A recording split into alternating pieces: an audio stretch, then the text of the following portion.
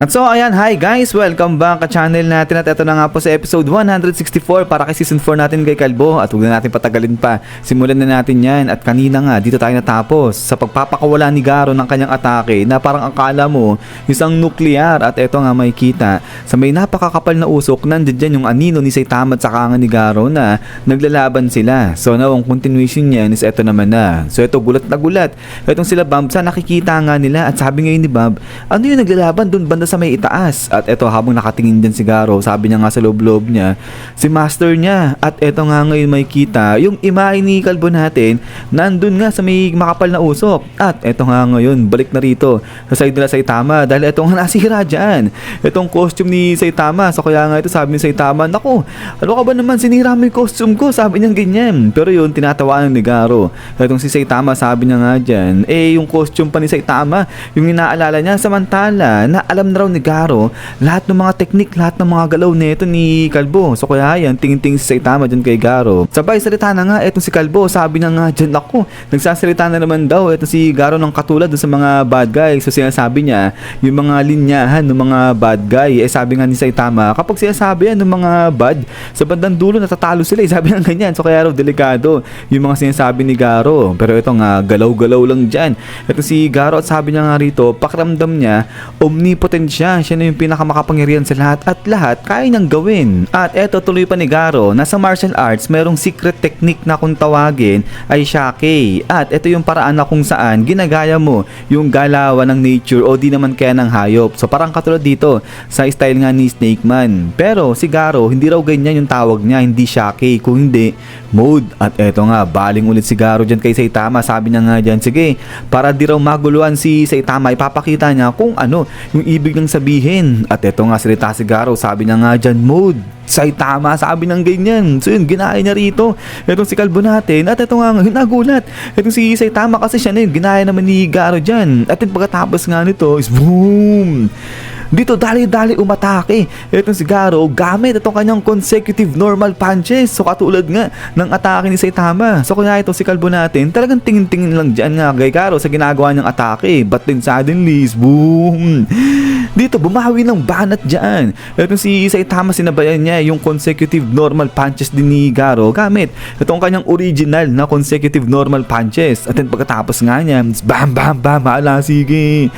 Dito nag-clash na yung mga kamao nila at eto nga ang daming mga suntok at bibilis. At eto nga ngayon, pak, ala, sige, dito tuloy-tuloy pa rin yung pagbabanatan ng dalawa hanggang sa parang kikreate nga sila rito ng parang ang laking usok na dahil nga ang lalakas ng mga suntok nila. At then pagkatapos nga niyan is blagag. Dito sa pool parehas etong si Garo at saka nga etong si Saitama. So parang it's atay yung laban ng dalawa na to. At then pagkatapos nga niyan ay eto nga ngayon, bam bam. So dito talsigan etong si Garo at saka nga etong si Saitama. At eto ngayon, bam, bagsak sila dyan sa may tubig. Pero maya maya pa eto nga biglang appear dyan etong si Saitama. At sa kabilang banda ganun din etong si Garo. So tindi nito ni Saitama wala man lang ka poise yung paglabas niya Si Garo ang ganda nung pagtalon dyan sa tubig. But anyways, pagkatapos nga niya ay eto nga ngayon balik sa may ere etong si Saitama at saka nga etong si Garo. So eto ngayon si Saitama medyo nagugulat siya, pero yun si Garo tinatawanan. Etong si Kalbo, sabi niya nga dyan, aba, wala kang masabi ngayon na lost for words, sabi niya ganyan. So niloko niya etong si Saitama at tuloy nga nito ni Garo na first time lang daw ba ni Saitama maka-experience ng ganito na kung saan meron na kasabay sa kanya pagdating sa suntukan sa lakas. At eto nga tuloy ni Garo na siguro sa oras na to ay talagang equal, pantay sila ni Saitama. Pero alam daw ba ni Saitama na yung mga kinokopya o mga na-absorb na technique nito ni Garo, mabilis niyang napaperfect yan. So kaya kung pantay man daw sila ngayon ay maya-maya sigurado mapag-iiwanan niya na ang si Kalbo at di na raw makakasabay sa kanya si Saitama. Pero ito sa kabilang banda, tingin-tingin lang itong si Saitama dyan sa costume niya. At sabi niya nga rito na sinabi pa naman daw niya dyan kay Tareyo na hindi siya magagasgasan nito ni Garo. pero yun nga, nagasgasan siya dito ni Garo. Pero yun nga dito ay tawa-tawa lang. Etong si Garo, sabi niya nga dyan, hanggang ngayon iniisip pa rin daw ni Saitama yung si Tareyo. Pagmasdan daw siya ni Saitama dahil ngayon makikita ni Saitama na talagang pantay na sila pagdating sa lakas. Pero yun nga, biglang sabi dito ni Garo, naalala niya may sinabi rin pala siya kay Tareyo, at ayun, na ipapakita niya kay Tareyo kung gaano ka helpless, kung gaano kahina yung mga hero laban dito kay Garo. At eto nga, pumorma na naman dyan eto si Garo, at eto ngayon parang may pumalibot na bilog dito kay Garo. At eto nga ngayon, salita si Saitama, sabi niya nga dyan, o diba, tignan mo ikaw rin concern ka din sa bata, sabi niya ganyan. Pero ito, parang nag-charge dito eto si Garo, at ayun nga, yung mga hangin ay parang pumupunta dito kay Garo na. At then after nga niyan, eto nga, biglang ginamit na nga ni Garo dito itong kanyang all life eradication feast. At pagkatapos nga niyan, eto dali-dali talon eto si Saitama, sabi niya nga dyan, hindi niya alam kung ano itong pinaplanong gawin ni Garo, pero sigurado siya na kapag yan nahulog o tumama dyan sa may lupa, sigurado hindi yan magiging maganda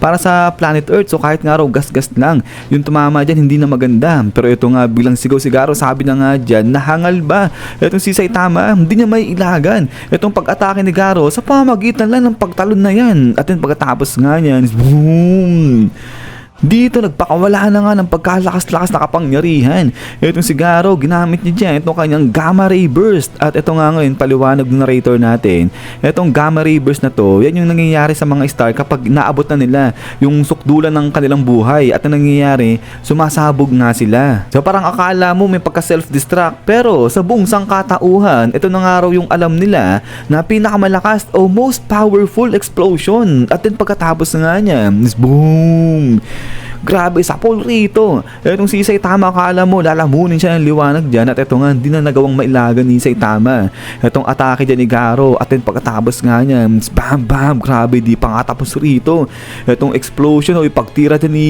Garo. Ang lupit parang nilaser niya etong buong mundo. At eto nga ngayon, hala, sige, liparan dito sa kabilang banda.